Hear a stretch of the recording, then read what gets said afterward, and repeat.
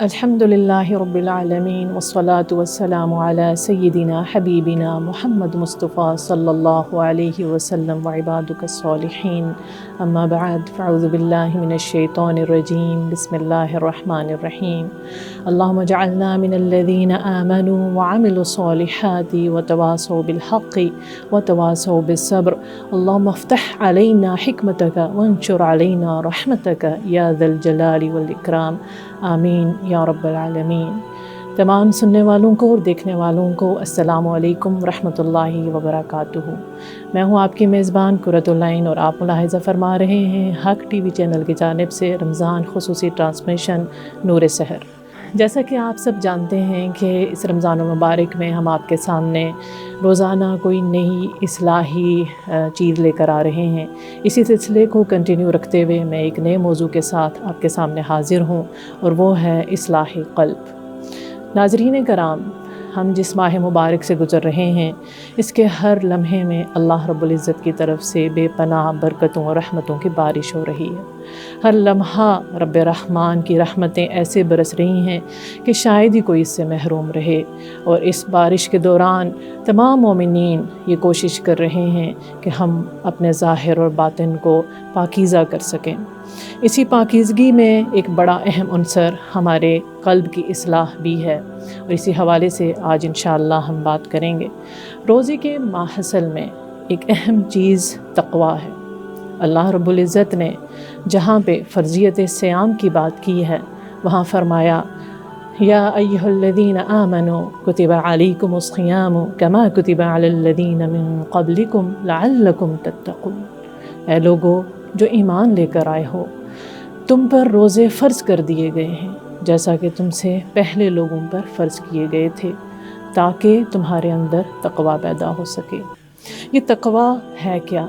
یہ حقیقتاً کامیابی کی کلید ہے، وہ کامیابی جس کا تعلق نہ صرف دنیا کے ساتھ ہے بلکہ ہمیشگی کی آخرت کی زندگی کے ساتھ بھی ہے۔ قرآن حکیم بھی انہی کو ہدایت دیتا ہے جن کے اندر تقویٰ ہوتا ہے۔ ھدی للمتقین، متقیوں کے لیے ہدایت ہے، اور جنت بھی تو انہی لوگوں کے لیے سجائی گئی ہے، اعدت للمتقین، جن کے اندر تقویٰ ہے۔ اور رب رحمان خالق کائنات مالک دو جہاں محبت بھی تو انہی سے کرتا ہے جن کے اندر یہ تقویٰ ہوتا ہے۔ ان اللہ یحب المتقین، اللہ متقیوں ہی سے محبت کرتا ہے۔ اس کے علاوہ بھی تقویٰ کے بہت سارے ثمرات ہیں، لیکن ہمارا موضوع ابھی تقویٰ کا پلیٹ فارم ہے، یعنی وہ چیز، وہ جگہ جہاں پر تقویٰ کا نزول ہوتا ہے یا جہاں پر تقویٰ جڑ پکڑتا ہے، اور وہ ہے انسانی دل۔ سامعین کرام، نبی کریم صلی اللہ علیہ وسلم نے تقویٰ کے بارے میں اپنے قلب اطہر کی جانب اشارہ کرتے ہوئے فرمایا تھا التقویٰ ہاں ہنا۔ دل کے اوپر سے ظلمات ہٹ جائیں تو اندر سے ایک نیا دل نکلتا ہے۔ گناہ دل کو بادلوں کی طرح گھیر لیتے ہیں، یہ چھٹ جائیں تو اندر سے نئی دنیا نکلتی ہے، ایک ایسی دنیا جو پاکیزہ ہے، جو اللہ رب العزت کو پسند ہے، اور اس چیز کو، اس کام کو آسان بناتے ہیں میرے اور آپ کے روزے۔ اور اللہ کے نبی نے فرمایا الا ان فی الجسد مضغۃ اذا صلحت صلح الجسد کلہ واذا افسدت فسد الجسد کلہ الا وہی القلب، متفق علیہ۔ اللہ کے نبی فرما رہے ہیں یاد رکھو، بے شک جسم میں ایک گوشت کا لوتھڑا ہے، جب وہ صحیح سالم ہوتا ہے تو پورا جسم صحیح سالم ہوتا ہے، اور جب وہ خراب اور فاسد ہو جاتا ہے تو پورا جسم خراب اور فاسد ہو جاتا ہے۔ ناظرین کرام، دل کی اہمیت تو ہم سب جانتے ہیں، فزیکلی بھی یہ ہارٹ ہی ہے جو ہماری زندگی کا باعث ہے، اور یہ ہارٹ، یہ دل خود مختار بھی ہے۔ سائنٹیفک ریسرچز ثابت کرتی ہیں کہ اس دل کا اپنا ایک نروس سسٹم ہے، لیکن ابھی ہم جس اہمیت کا ذکر کر رہے ہیں وہ روحانی لحاظ سے ہے کہ اللہ رب العزت اور اس کے نبی دل کی صفائی کے بارے میں ہمیں ترغیب دے رہے ہیں اور فرما رہے ہیں کہ اگر دل صاف ہوگا تو ہمارے اعمال بھی صاف ہوں گے۔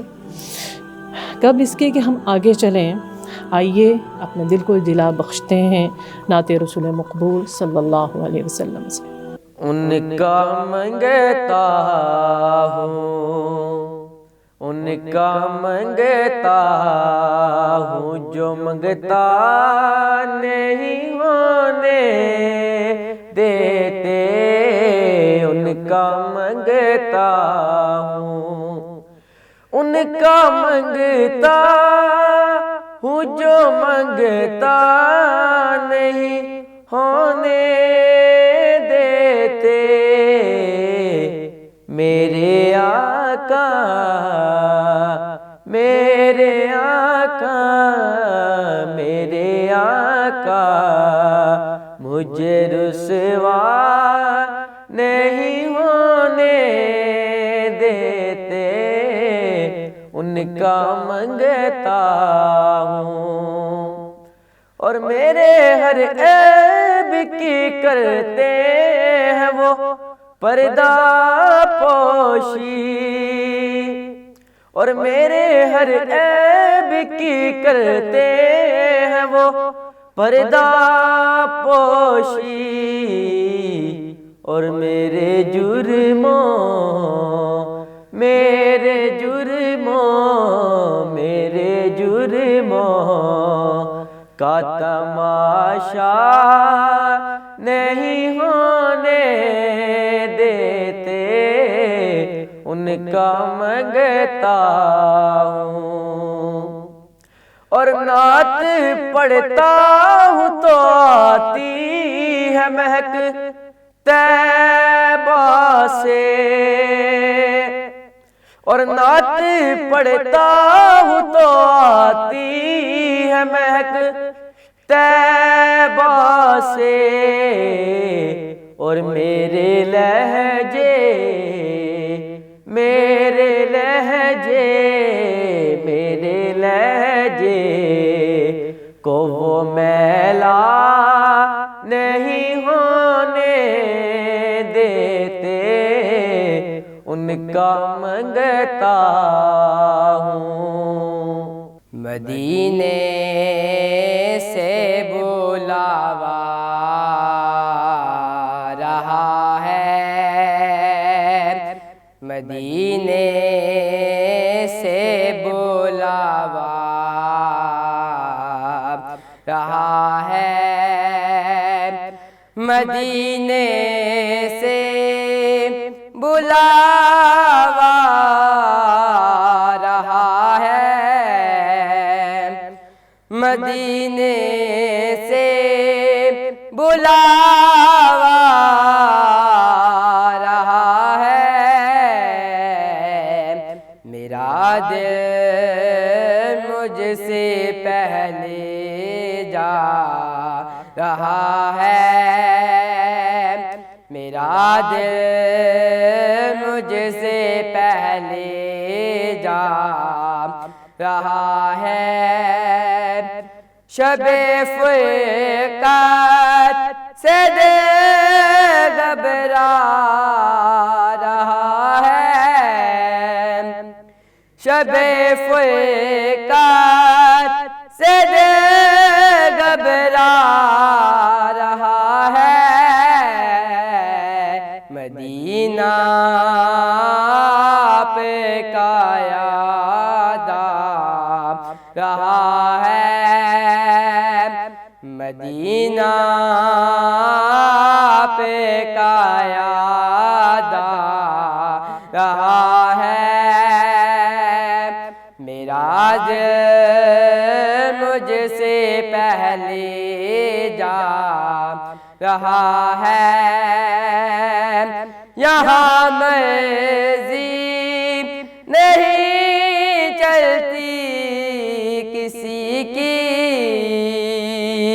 یہاں مرضی نہیں چلتی کسی کی، مدینے والا ہی بلوا رہا ہے، مدینے والا ہی بلوا رہا ہے، میرا دل مجھ سے پہلے جا رہا ہے، یہ چکی سیدوں کی چل رہی ہے،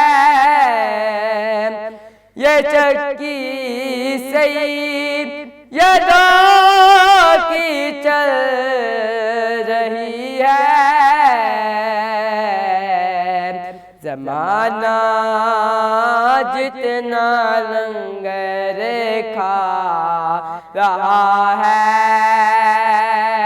زمانہ جتنا لنگر کھا رہا ہے، میرا دل مجھ سے پہلے جا رہا ہے، میرا دل بھی تو پہلے ساتھ لے جا، میرا دل بھی تو پہلے ساتھ لے جا، اکیلا کیوں مدینے جا رہا ہے، اکیلا کیوں مدینے جا رہا ہے، میرا دل مجھ سے پہلے جا رہا ہے۔ اللہم صلی وسلم علی نبینا محمد۔ آپ ملاحظہ فرما رہے تھے نعت رسول مقبول۔ آئیے اب اپنے موضوع کی جانب دوبارہ بڑھتے ہیں۔ ناظرین کرام، ہر فلاسفر نے انسانی دل کو بڑی اہمیت دی ہے اور بڑے بڑے اقوال مشہور ہیں، لیکن قرآن و سنت جو تمام فلاسفیز سے اوپر ہیں وہ بھی دل کو پرائم لوکیشن پر رکھتے ہیں، کیونکہ اس کی کیفیات پر ہی انسانی رویے کا انحصار ہے، اور قرآن حکیم نبی کریم صلی اللہ علیہ وسلم کے قلب اطہر ہی پر نازل ہوا تھا۔ آئیے ہم دیکھتے ہیں کہ قرآن و حدیث میں کس قسم کے دل کی بات کی گئی ہے، یا کتنی اقسام دل کے حوالے سے ہمیں نظر آتی ہیں۔ مطالعہ قرآن و حدیث سے کچھ 7 طرح کے قلوب کا ہمیں پتہ چلتا ہے۔ ایک ہے قلب مسمع، نصیحت سننے والا دل۔ ایک ہے قلب مظلم، گناہوں سے اٹا ہوا دل۔ ایک ہے قلب اسود، سیاہ دل، جیسا کہ حدیث میں فرمایا کہ گناہ انسانی دل پر سیاہ نقطے کی طرح لگتا ہے، اور پھر گناہوں کے بڑھنے کے ساتھ ساتھ یہ سیاہی بھی بڑھتی چلی جاتی ہے، حتیٰ کہ پورا دل سیاہ ہو جاتا ہے۔ پھر چوتھی قسم ہے قلب مختوم، بند دل، سیلڈ ہارٹ، جس میں خیر داخل نہیں ہوگا۔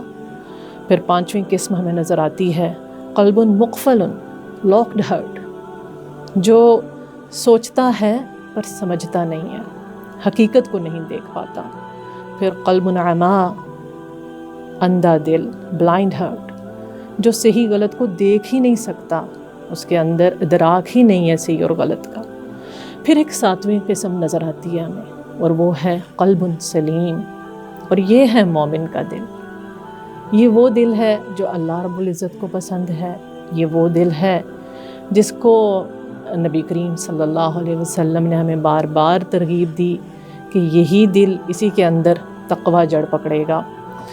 لیکن یہ دل حاصل کیسے ہوتا ہے؟ یہ دل بڑی محنت کے بعد حاصل ہوتا ہے، اور یہ ہمیں صحابہ کرام رضی اللہ تعالیٰ عنہم اجمعین کی سیرتوں سے پتہ چلتا ہے کہ ان نے کتنی محنت کے ساتھ اپنے دل کو ٹرانسفارم کیا قرآن و سنت کی روشنی میں۔ قرآن حکیم جب ابراہیم علیہ السلام کی دعا کا تذکرہ کرتا ہے سورہ شعراء کے اندر، تو وہاں پہ کہا گیا وَلَا تُخْزِنِي يَوْمَ يُبْعَثُونَ يَوْمَ لَا يَنفَعُ مَالٌ وَلَا بَنُونَ إِلَّا مَنْ أَتَى اللَّهَ بِقَلْبٍ سَلِيمٍ۔ روز قیامت نہ تو مال اور اولادیں کام آئیں گی، نہ ہی کوئی اور دنیا کی شے، صرف ایک ہی چیز ہے جس پر کامیابی کا انحصار ہے، وہ ہے قلب سلیم۔ اور یہی بات رسول کریم صلی اللہ علیہ وسلم نے فرمائی، لا یستقیم ایمان عبد حتی یستقیم قلب، رواہ احمد۔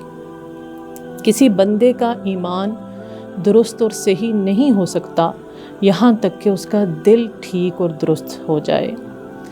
اب یہ دیکھ لیتے ہیں کہ دل ٹھیک کیسے رہتا ہے، یا دل کے اندر کیا کیا خرابیاں آ سکتی ہیں۔ جب اس کے اندر شرک و بدعت کے اندھیرے ہوں، مخلوق سے عداوت ہو، کینہ، بغض، نفرتیں ہوں، بدگمانیاں ہوں۔ الخلق عیال اللہ کہا گیا، مخلوق اللہ کا عیال ہے۔ جب اس عیال سے نفرت دل میں ہو تو وہ دل سلیم کیسے ہو سکتا ہے؟ جب اس دل کے اندر نفاق کے اندھیرے ہوں تو وہ دل سلیم کیسے ہو سکتا ہے؟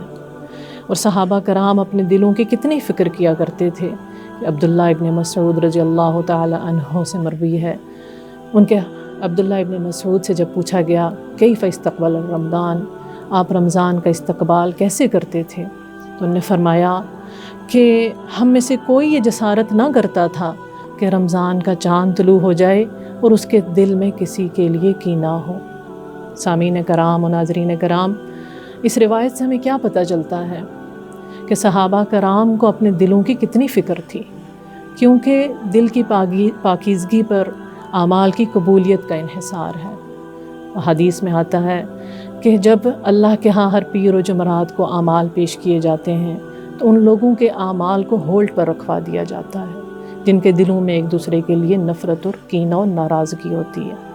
تو ہم میں سے کوئی بھی اس ماہ مبارک میں خصوصاً یہ رسک نہیں لے سکتا کہ وہ دنوں کو عبادت بھی کرے، وہ راتوں کو کھڑا بھی رہے، وہ روزے بھی رکھے، بھوک پیاس بھی برداشت کرے، اور پھر اس کے اعمال قبول نہ ہوں۔ تو ہم سب کے لیے ضروری ہے کہ ہم اپنے دلوں کا جائزہ لیں، کیونکہ اللہ تعالیٰ بھی دلوں ہی کو دیکھتا ہے۔ رسول کریم صلی اللہ علیہ وسلم نے فرمایا، ان اللہ لا ينظر الى اجسادکم ولا الى صورکم ولكن ينظر الى قلوبکم واشار بعصبہ الى صدرہ۔